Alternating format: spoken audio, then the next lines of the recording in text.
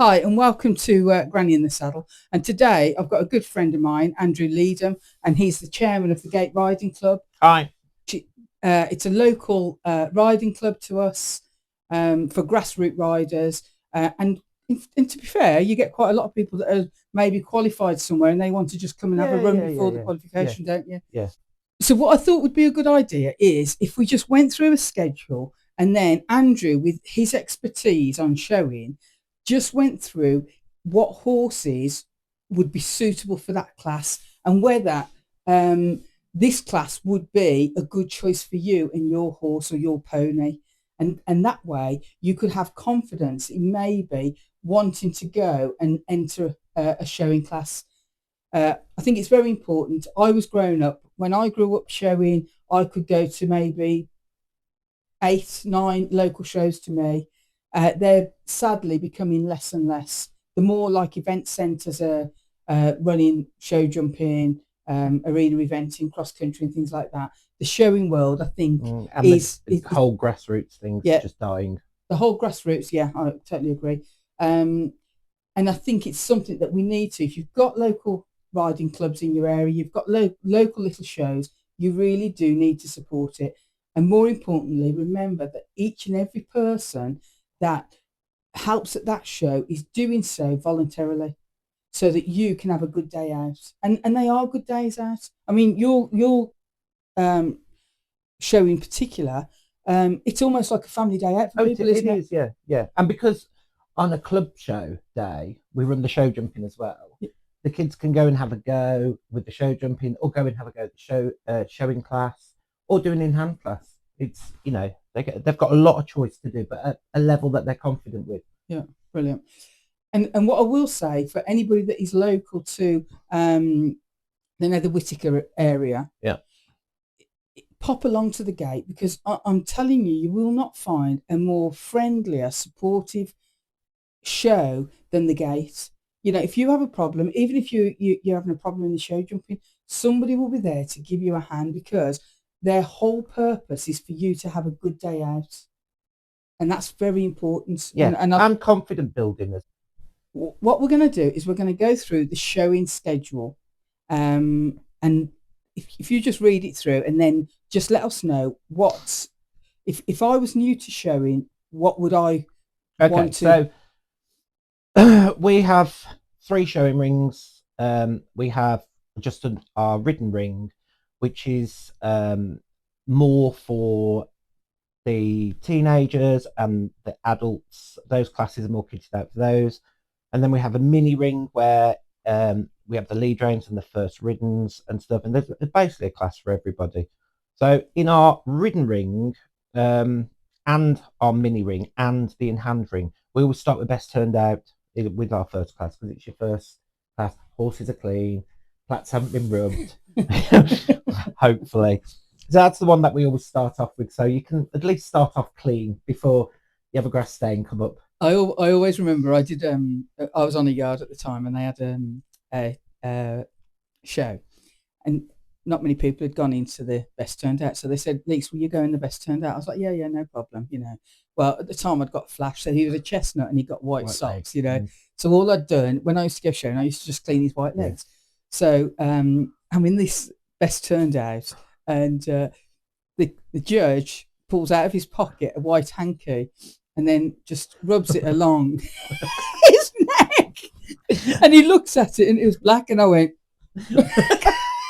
I've done his legs. So that was my one and only best class. And if you notice, I'm not into best turnout. But carry on. Sorry. No.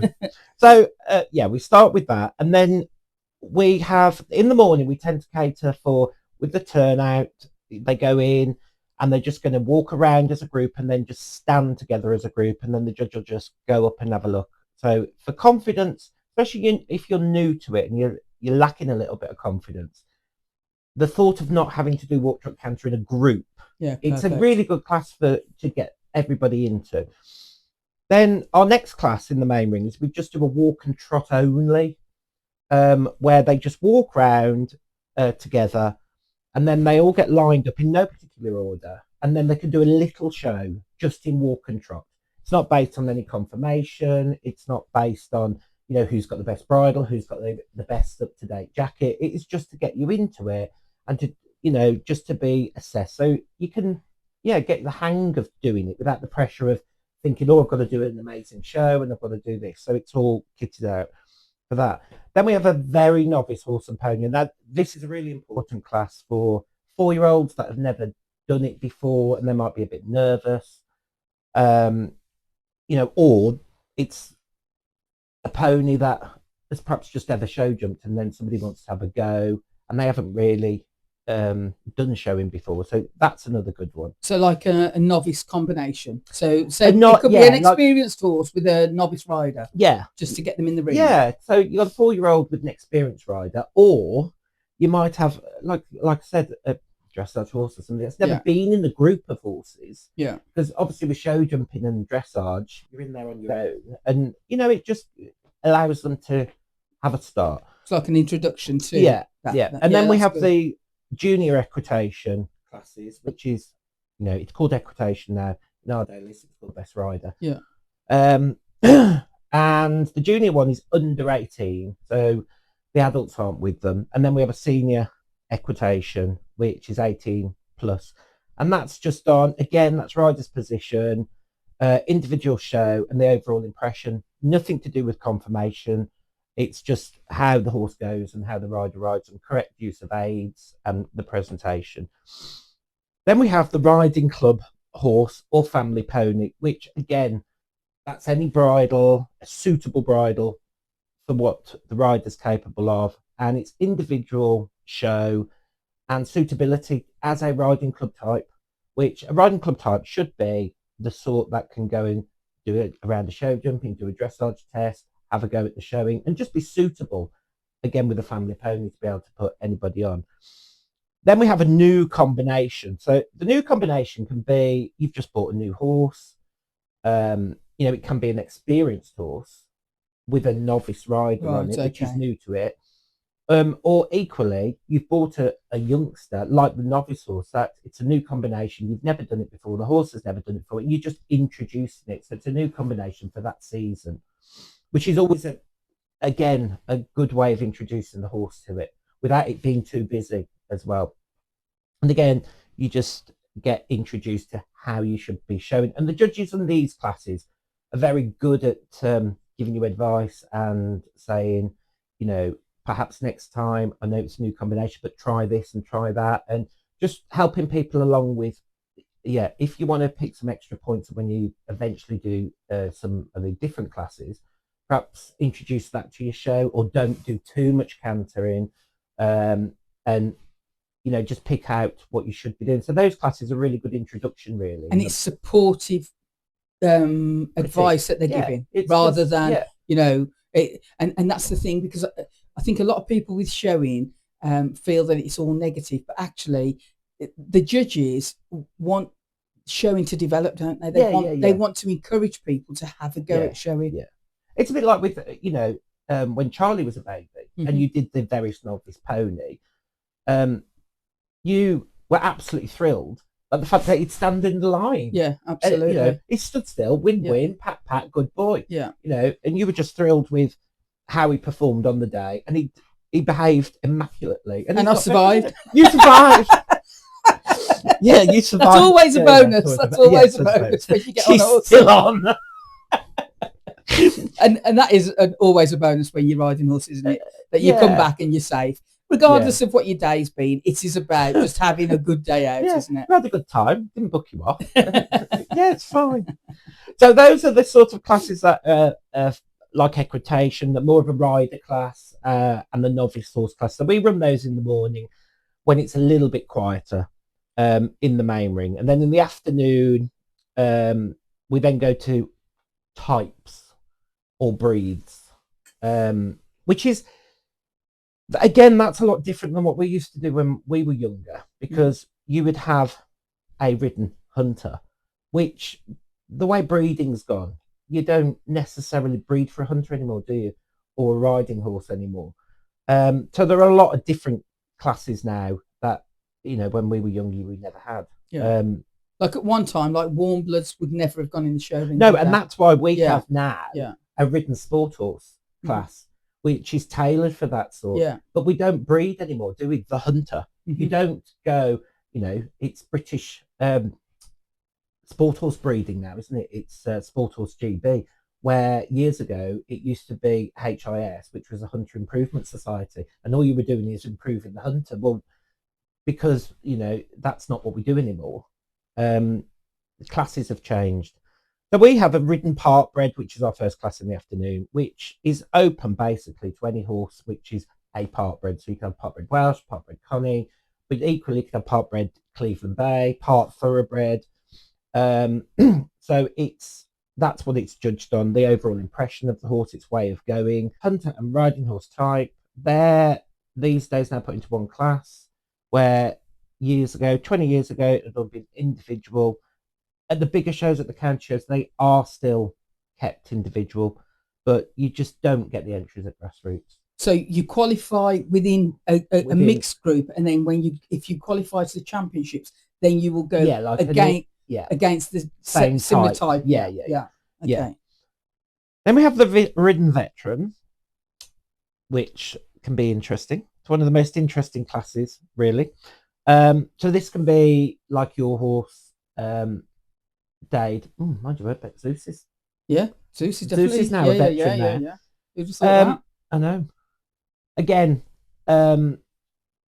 riders perhaps don't want to event them as much, show jump them, tax the legs quite as much, because of their age and gradually getting older, or the horses have just got to their limit, or the riders got to their limit and thought, I don't want to do it anymore. It's too expensive. Yeah. I'm just going to go and have a go at the showing. And those are split 15 to 19, 20 to 24, and 25 and over. And it's always a popular class. Yeah. And again, with the confirmation and its condition as well with the veterans, do they look well for a particular age? And they are judged on their individual show. And that's it. You might think a veteran's going to do the most amazing individual show, but they're normally naughtier. No, I can vouch. Honestly, Dade is the most cantankerous horse on the yard. All the other horses will come in from the field and go into the stable. We quite often see in the veteran classes, especially in the in-hand ones, they walk away from the judge ready to trot back, and they turn and they squeal and then leap up into the air and stuff. Yeah. Where the 3-year-olds actually being better behaved. But you know what? I love that, because that says to me that horse is enjoying his day out. Yeah, it's having a lovely time. Dade, when Dade goes on the lorry, I mean, he's 28 this year, but when he goes on the lorry, I can literally see him smile. Yeah. Because he's going out. He's got a purpose. Yeah. Oh, definitely. Yeah. But they love it. They do. They love it. Well, you know, Dade. I mean, he takes off with me at a moment's notice. Yes, I forgot to say with the ridden veteran, you're not allowed to gallop. Dade doesn't read that rule. No, he didn't read that bit, did he? No. That's why she doesn't do ridden veterans anymore, because she's ahead of everybody. And you support the VHS. Yeah. And then this year, for the first time, they've actually got a class at Hoy's, haven't they? Yeah. And we also support the senior showing and dressage, which is run. I think they do the Royal. Is that the SSADL? Yeah. They do Royal the International. London International now, don't they? Then we have our ridden coloured. Now, with our ridden coloured, again, because of numbers, we include Cremellos, Palominos, Duns, Roans, and Spotted. So those all go into one class. Again, at a championship, you would probably you'd just have the coloureds together, so the piebalds and the skewbalds. And a lot of the championship shows now, the finals, do run a non-coloured class, which includes the Palominos. And you do have the Palomino societies if you went like county level and places like that. And what's the difference between a piebald and a skewbald? So a piebald is black and white. Right. And a skewbald is any other colour and white. So it could be dun and white, Palomino and white, bay and white, chestnut and white. They're skewbald. Piebalds are solid black. So if you've got a black and white horse, you're going to go in the piebalds. Yeah. If you've got any other coloured, you're going to go in the skewbald. Yeah. So that I mean, sometimes people aren't quite sure about that, are they? That, you know, it's they don't know the balds. No, the balds. Yeah. And you do, you do get people asked. Yeah. And, you know, You know, I'm just thinking people that are new to showing. They've got a coloured, but they're like, well, which class is for me? Yeah, and that's open to any type. So you can have a fine coloured, which is plaited, and equally you can have a heavy traditional cob that's unplaited with feathers, but it's a type. Yeah. So it's not so it's a coloured of any type and Yeah. stuff. At bigger shows, they are splitted, traditionals, natives, Yeah. plats. But so for the gate, for your qualifiers, then people will just turn up, they will get their qualification, but then when they go through to the county or wherever that championship happens to be, then they go. Split, so I'm on a traditional coloured cob. Once I get to the county championship, I'm going to be with other traditional coloured cobs. Yeah, of that type. So they're the same. Yeah. Then we have the Ridden M&M, which is open to any native breed. Sometimes if the classes are busy, we split them small and large breeds. So, you know, your smaller breeds are like the Welsh A's, the B's, your Shetlands, your Dartmoors, your Exmoors, your larger breeds, section C's, D's, Highlands, Fells, Dales, the list goes on. And do they have to be registered for this class? No. So and even if you qualified for like Stars or ESUK, they allow non-registered natives into the championships. Brilliant. Because sometimes people have got they know it's a section D or but it's not registered. Yeah. Okay, brilliant. Then we have the Ridden Sport Horse or Pony, which again, it's the type. Would it potentially event, dressage, show jump, and the judge is looking for that type, like movement, ability, conformation. Again, that's another popular class because there's a lot of part warm bloods now. And like I would say, years ago when we just did the hunters or the hacks and stuff, there was no class for them. There was definitely not a class for them, was there? Next class is foreign and rare breeds ridden, which again that can be your Clydesdales, for instance. They're a rare breed. Suffolk Punches, but equally Friesians, which are very popular now, and Knapstrucks. We get all sorts go into that class. Haflingers, they're quite common, and so again you're catering for somebody that's got a type that they like, but they necessarily haven't got a class that they could do well in. So again, it's something else to add. And then we have the racehorse to riding horse, and again that's judged on its way of going, the overall presentation. But again, with racing injuries, they're not judged on their injuries, so they could have a tendon, old tendon injury, or a scar, they've been fired, or anything like that. But they're not judged on that; they're judged on their way of going, and the retraining of them.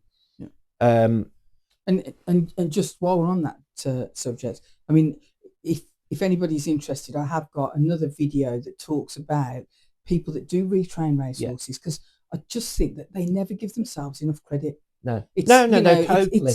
It's not something, and I say this in this vlog, retraining a racehorse is not for everybody. It's certainly not for me. You see, this is why we have this class. This is our last afternoon class. Yeah. So it's a lot quieter. So it's ideal for the thoroughbreds to come out where the kids on their lead rein and then first riddens and they've all gone. Yeah. And it's a bit of a quieter atmosphere. It's still busy, but it's not as chaotic as in the morning classes when you've got a lot of the kids on the lead rein and they're all having a lovely time with their friends cantering around and stuff. So that's why we put that last. So and I think that's becoming more and more popular, isn't it? I think more and more people are giving ex-racehorses a new lease of life, aren't they? And I think that needs as well to be because a lot of the bigger organisations like BD, they've got their associates now for thoroughbreds, so you're competing against retrained racehorses. And a lot of them have got these series going now, which you're not up against your big flashy warm blood. They're doing the associates that you're in with the same type, which have been through that same training process. So it's a really valuable, thing that they're doing. But it's people working with the times, isn't it? Yeah, and that's what it is. And it's giving some, and it's giving people something to work towards, isn't it? Seeing and the fruits of their labour. Yeah, and them all being in that same class, they're all being retrained, so they might not particularly be going perfectly yet, but it's a stepping stone to, and quite often we see how they start at the beginning of the season and how much they progress Yeah. throughout the season, because their confidence comes. And that's the beauty of it, isn't it? And sometimes you don't see the growth from the start of the season to how you finish the season. And it's quite shocking actually by the end of the season you're thinking, is that the same horse that she started off with? Because it's not getting excited cantering with the group, it's a lot more confident, and it looks like the training process is really taking shape now. And you can see that partnership forging, and then if they come the following year, you can't you'd be like, well, she must have a new horse this year, but it's the same horse, but it's progressed, which is lovely. That's great. It is lovely. Really good, really good. So then we go. So that's our ridden ring throughout the day. You'd be amazed how many people bring their old horses out for the day out. And they sit and have a picnic. We've got one lady that comes with a trailer, and she's got this awning that comes out. The horse stands under the awning all day, and they sit around it having a lovely time. Exactly, but what a perfect day out! And isn't that what horses are all about? Yeah, and our show, you see, it's lovely to see the relationships between the children and the adults. To be fair, that they don't know that person. But within the year, you can see them. The kids are playing together, they going out together in the evenings, and then different families connect in different ways because they park next to each other.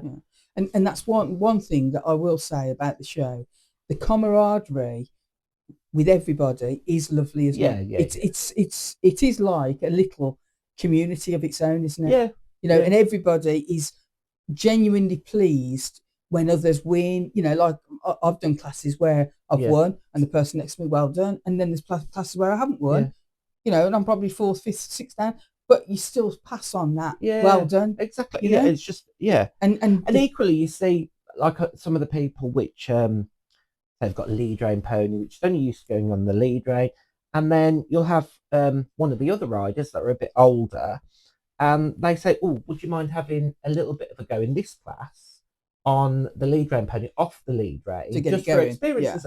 But those people may have never met at the beginning of the season, but by the end of the season they're helping each other out, and that's what's really lovely, and that's what it's all about. And that's why I just think that we need to try and support these local shows, because we are going to miss that, aren't we? Once that's gone, that's gone. Well, once it's gone, it's gone. It'll never come back, will it? Like we said at the start about there's so many shows going now because they can't afford to run anymore. They're not getting the support that they used to,